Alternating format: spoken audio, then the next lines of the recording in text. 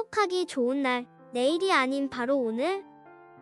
오늘도 부처님의 말씀 듣도록 하겠습니다. 최근에 제가 시골에서 할머니 할아버지 170여 분을 모시고 남원 실상사에서 노인잔치를 했습니다. 할머니들의 얘기를 들어보니까 늙어서 남편이 먼저 일찍 죽는 게 큰 복이래요. 이런 이야기를 들으면 남자들이 참 불쌍해요. 남자와 여자가 집안의 가사를 동등하게 하면 이런 문제가 없는데 퇴직한 후에도 여자가 남자에게 음식도 차려줘야 하고 방 청소도 해줘야 되는 경우가 많잖아요. 젊었을 때에는 남편이 돈을 버니까 큰 문제가 아니었는데 늙어서 자기 몸도 움직이기가 어려운데 계속해서 남편 시중을 들어야 하니까 부인이 힘들어하는 것입니다. 그래서 영감 없는 집이 부러운 거예요. 남편이 행여라도 병이 들어 누워있으면 어디 놀러 가지도 못하고 남편 밥을 차려줘야 되잖아요. 그래서 할머니들이 늙어서 남편이 일찍 죽으면 그것도 복 중에 복이다라고 하는 거예요. 질문자는 남편이 안 죽어서 지금 복을 못 누리고 있다는 얘기 같은데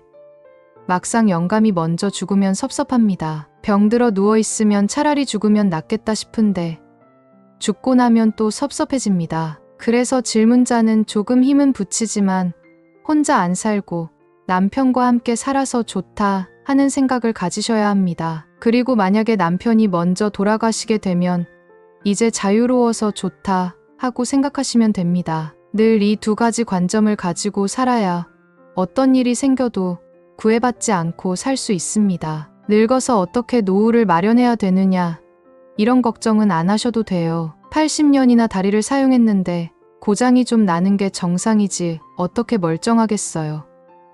그 정도면 큰 문제 없어요. 그리고 질문자가 90이 되기 전에 남편이 먼저 죽을 거니까 걱정 안 해도 됩니다. 지금 크게 걱정할 게 없는데도 자꾸 노후를 걱정하는데 그럴 필요 없어요. 노후 보장이 점점 더 좋아지는 쪽으로 가고 있어요. 옛날에는 노후 보장이 안 되니까 반드시 자녀들이 부모를 보살펴야 했어요. 요즘은 아이들이 적게 태어나다 보니까 자식들이 부모를 보살필 수가 없어요. 아이가 하나 태어나면 그 아이에게 따라붙는 어른이 8명이라고 해요. 엄마 아빠 있고 엄마 쪽에 또 엄마 아빠 있고 아빠 쪽에 또 엄마 아빠 있으니까 벌써 6명이잖아요. 거기에 엄마 쪽이나 아빠 쪽에 이모나 고모 하나씩 따라붙으면 적어도 8명에서 10명이 한 아이에게 매달리게 됩니다. 요즘 결혼하는 사람이 50%가 조금 넘는데 거기서 겨우 아이 하나만 태어나다 보니 아이들 버릇이 나빠지는 건 어찌 보면 당연한 문제예요. 이와는 반대로 노인 인구는 계속 증가하고 있어요. 옛날에는 결혼하면 한 20년 정도 부모를 모시면 됐는데 지금은 평균 수명이 60세에서 90세로 늘어나서 50년 이상 모셔야 해요. 그러니 자녀들 입장에서 부모를 모시는 게 현실적으로 어렵습니다. 옛날에는 자식이 보통 대여섯 돼서 누가 모셔도 모셨는데 지금은 많아야 둘이니 자녀들에게 큰 부담이 아닐 수 없어요. 그러니 노인이 돼서 자녀들이 전화를 안 한다, 보러 오지 않는다 하는 생각은 일절하지 마세요. 그들이 불효자라서 그런 게 아니고 사회 구조가 이전과 현저히 바뀌었어요. 이제 우리의 노후는 자식이 책임을 져야 하는 것이 아니라 사회적으로 보장이 되어야 합니다. 한국에서는 재산이 전혀 없는 사람은 정부가 운영하는 양로원으로 들어가면 돼요. 현재 시골에서 논이나 밭이 좀 있고 집이 있는 사람이 제일 어려운 사람이에요. 이 사람들은 정부의 지원 대상에 안 들어가요. 자식이 있는 사람도 마찬가지고요. 그렇다고 자식들이 부모를 돌보는 것도 아니고 시골에 있는 땅도 현금화가 안 되죠. 옛날 집 한 채 있어 봐야 상태가 아주 열악하다 보니 현금 가지고 있는 것보다 훨씬 못해요. 땅이나 집을 팔아버리고 요양원에 들어가면 되는데 생각이 옛날에 머물러 있다 보니 죽을 때까지 땅 한마지기는 가지고 있어야 한다고 고집해요. 그리고 자식들이 돌보지 않아도 이걸 자식에게 물려줘야 한다는 생각이 강하죠. 이게 본인들에게는 전혀 도움이 안 되는 일인데도 그렇게 삽니다. 그러니 자신의 처지를 한탄해도 이를 해결할 방법이 없어요. 지금은 그 상황이 여러모로 많이 좋아졌어요. 정부는 노인연금으로 거의 40만 원씩 지급하는데 제가 볼 때는 10여 년 안에 100만 원쯤 되지 않을까 생각을 합니다. 이전에 국민연금도 드러났다면 국민연금까지 합해 노후 걱정은 안 하셔도 되는 겁니다. 물론 큰 집을 유지하고 자동차도 가지고 가끔 외식도 하면서 살겠다라고 하면 그건 정부나 그 어떤 종교도 해결해 줄 수가 없어요. 젊었을 때 일을 많이 했기 때문에 늙어서는 아무 일도 안 하시고 가만히 있어도 괜찮습니다. 어떻게 사람이 숨 넘어갈 때까지 일해야 해요? 정 그러면 집을 절 가까이로 옮겨 절에 가서 마당을 쓸거나 다른 소소한 일거리를 찾아서 하면 됩니다. 교회에 다니시면 그곳에서 봉사거리를 찾으시면 좋습니다. 제가 구상하고 있는 것은 나이 든 사람들이 절에 들어와서 죽는 날까지 살게 하는 거예요. 물론 그냥 아무 일도 하지 않고 사는 게 아니라 염주를 만들든지 다른 소일거리를 하면서 마지막 순간까지 생기를 잃지 않고 살아가게 하는 것입니다. 저는 노인들이 노인정이나 양로원에서 보호만 받는 구조에 놓여 있는 것도 찬성하지 않지만 젊은이처럼 일을 하겠다고 욕심을 내는 것에도 찬성하지 않습니다. 욕심을 좀 내려놓아야 됩니다. 우리 사회에서 노인들이 일하기 제일 좋은 곳은 종교 단체인 것 같습니다. 가까이에 있는 절이나 교회에 가서 거들어주면 밥도 얻어먹을 수 있으니까요. 아니면 노인정에 가서 봉사를 하는 것도 좋은 방법입니다. 지금 나이 80이 넘었는데 뭔가 의미 있는 일을 하겠다 하는 것은 욕심이에요. 내려놓으셔야 됩니다. 이렇게 사는 게 의미가 있는가? 하는 생각을 버리시고 젊었을 때 할 만큼 했다. 집에만 있으면 심심하니까 이제는 놀기 삼아 그저 소일거리로 조금 봉사하겠다 하고 자꾸 스스로를 위로하세요. 노인이라고 자꾸 아무것도 하지 마세요.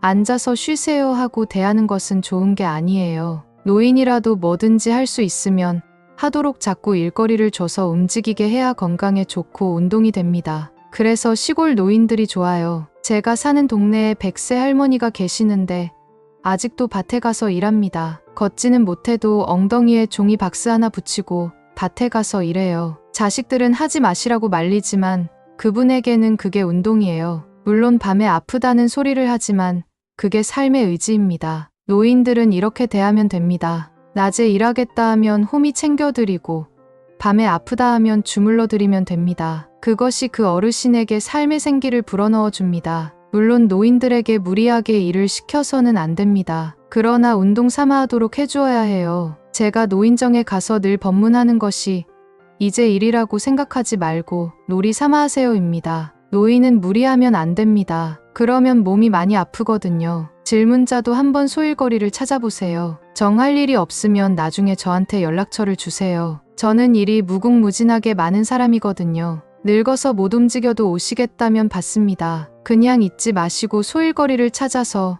조금 움직이는 게 좋아요. 단독주택 같으면 약간 풀이라도 뽑으면서 움직이면 좋은데 그럼 남의 집 풀이라도 좀 뽑아주세요. 공이라는 말은 중국 문자로 비었다는 뜻을 가지고 있는 글자입니다. 여러분도 알다시피 같은 글자라고 해도 앞뒤 문맥에 따라서 그것이 의미하는 바가 달라집니다. 한 가지 의미만 가지는 것이 아니라 때로는 10가지, 20가지의 다양한 의미로 해석될 수 있습니다. 여기서 한 글자의 뜻이 한 가지 의미만 갖는다고 이해하면 그건 세계 관점이라고 할 수 있고 그것이 앞뒤 문맥에 따라서 이리저리 의미를 달리한다고 이해하면 그건 공의 관점이라고 할 수 있습니다. 공이라는 말은 아무것도 없다는 뜻이 아니라 여러 의미가 있는 와중에 그중 딱 하나의 의미로 정해져 있지 않다는 걸 말합니다. 다른 예를 들어봅시다. 어떤 사람은 질문자를 보고 좋은 사람이라고 하고 어떤 사람은 나쁜 사람이라고 할 수도 있습니다. 질문자가 좋은 사람이라고 말할 때는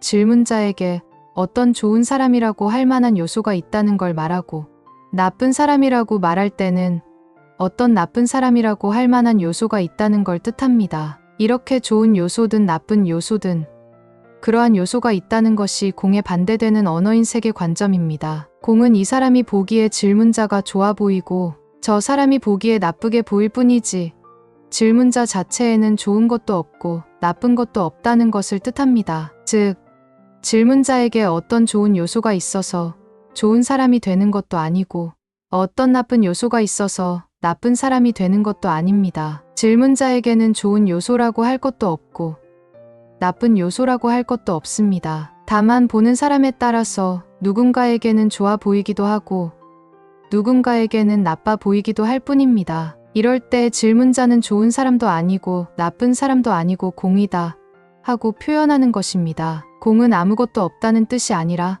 좋다 나쁘다고 할 만한 요소가 없다는 뜻입니다. 다른 예로 어떤 물질을 생각해 봅시다. 어떤 사람은 이 물질을 조금 섭취해서 병이 나았어요. 그러면 그 사람은 이 물질을 가리켜서 좋은 약이라고 말할 것입니다. 다른 사람은 이 물질을 섭취해서 오히려 몸이 아파졌습니다. 그러면 그 사람은 이 물질을 가리켜 독이라고 말합니다. 이때 이 물질은 약일까요?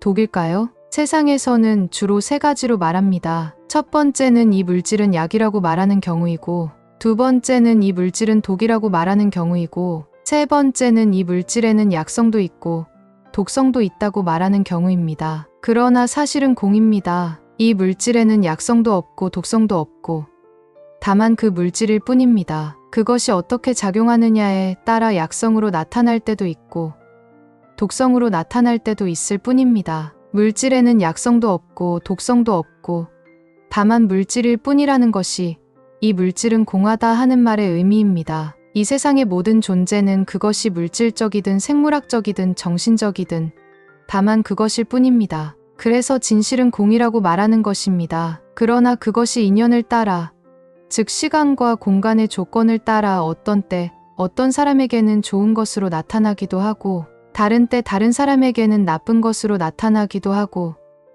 어떤 때는 약성으로 나타나기도 하고 어떤 때는 독성으로 나타나기도 합니다. 공이기 때문에 약이 되기도 하고 독이 되기도 하고 공이기 때문에 좋은 사람이 되기도 하고 나쁜 사람이 되기도 합니다. 공이 존재의 본질을 일컫는 말이라면 책은 그것이 인연을 따라 우리에게 드러났을 때 이렇게도 드러나고 저렇게도 드러나는 것을 일컫는 말입니다. 모든 존재의 본질이 공인 줄 알면 괴로울 일이 없습니다. 상대방은 좋은 사람도 아니고 나쁜 사람도 아니기 때문입니다. 그 사람이 존재하지 않거나 아무것도 아니라는 뜻이 아니라 지금 주어진 시간과 공간의 조건에서는 때로는 좋게, 때로는 나쁘게 나타날 뿐입니다. 나를 기준으로는 다양하게 나타날 수 있지만 그 사람의 본질은 좋은 것도 아니고 나쁜 것도 아닙니다. 다만 그 사람일 뿐이에요. 시간과 공간을 떠나서 항상 객관적으로 진리라고 할 수 있는 건 없습니다. 심지어 계율이라고 해도 시간과 공간을 떠나서 절대적인 진리라고 할 수는 없습니다. 무언가 절대적인 진리, 객관적인 진리가 있다고 생각하면 그것이 설령 계율이라고 해도 그렇게 생각하면 굉장히 위험해집니다. 우리가 서 있는 곳에서 나침반을 놓으면 침이 흔들흔들하다가 북쪽을 가리키듯이 붓다께서도 시간과 공간의 조건 속에서 바른 길이 정해진다고 하셨습니다. 바른 길이라는 게 미리 정해져 있는 게 아니라 주어진 시간과 공간의 조건에 따라서 달라지는 것입니다. 이것을 소승불교에서는 중도라고 말합니다. 소승불교에서 중도라고 말하는 것이 대승불교에서는 공이라고 불리게 된 겁니다. 역사적으로 살펴보면 소승불교에서 이것이 진리다 하고 형식주의를 지나치게 강조하게 되면서 그것에 대한 반발로 나온 것이 대승불교의 공이었습니다. 대승불교의 입장은 진리라고 하는 것마저도 공하다고 비판한 것입니다. 대승불교에서도 공이라는 단어가 처음부터 등장한 것은 아닙니다. 처음에는 소승불교에서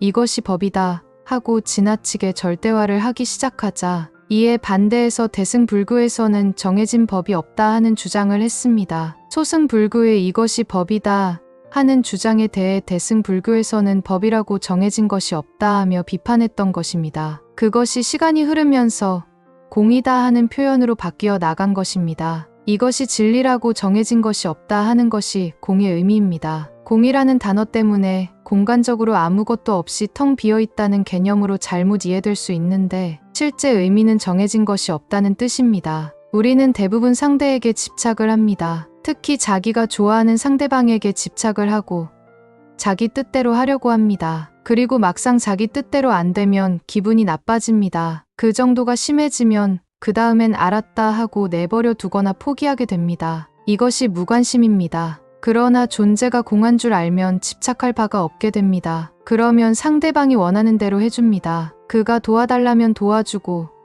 도와달라고 하지 않으면 돕지 않게 됩니다. 그러니 상대에게 집착하지도 않고 상대에게 무관심하지도 않게 됩니다. 여러분도 너무 망설이거나 두려워하지 말고 좀 더 적극적으로 살아보면 좋겠습니다.